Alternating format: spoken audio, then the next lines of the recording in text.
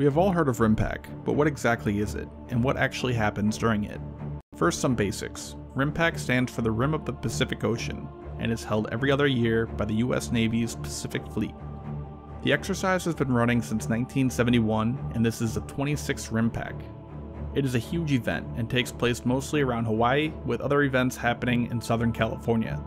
It is the world's largest maritime exercise currently held.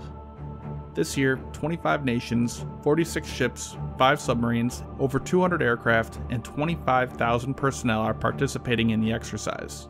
Israel, Vietnam, and Sri Lanka are also participating in RIMPAC for the first time. One notable country missing this year is China. China has participated in previous RIMPAC exercises in 2014 and 16.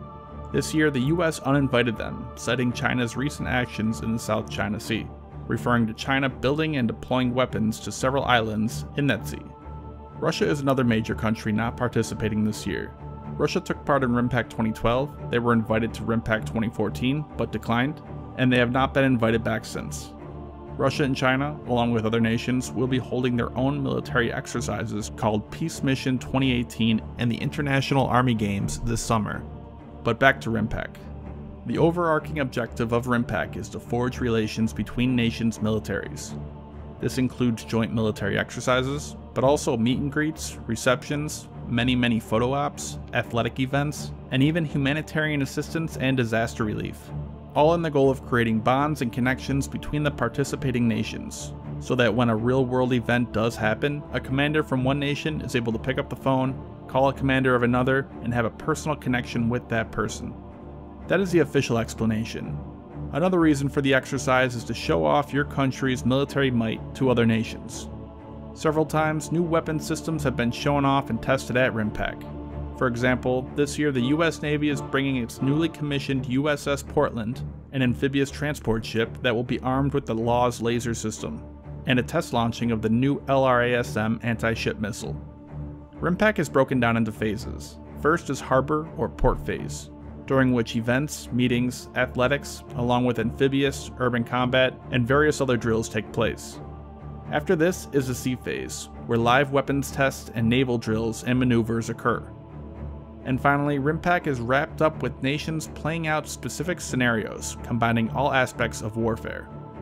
As of writing this, Harbor Phase has just ended and Sea Phase is set to begin.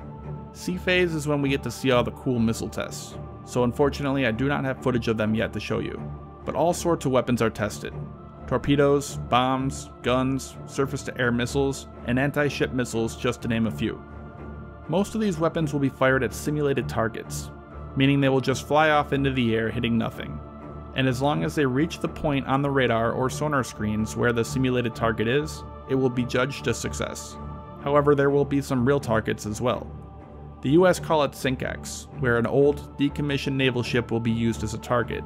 Participating nations will then have a chance to fire missiles, guns, and torpedoes at it to sink it.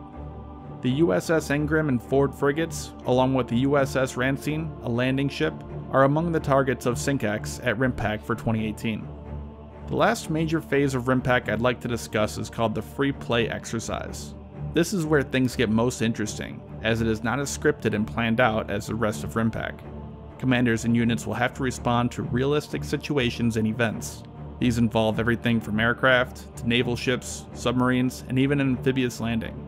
In total, it consists of several thousand personnel, dozens of aircraft, landing ships, and much more, with both an attacking and opposing force.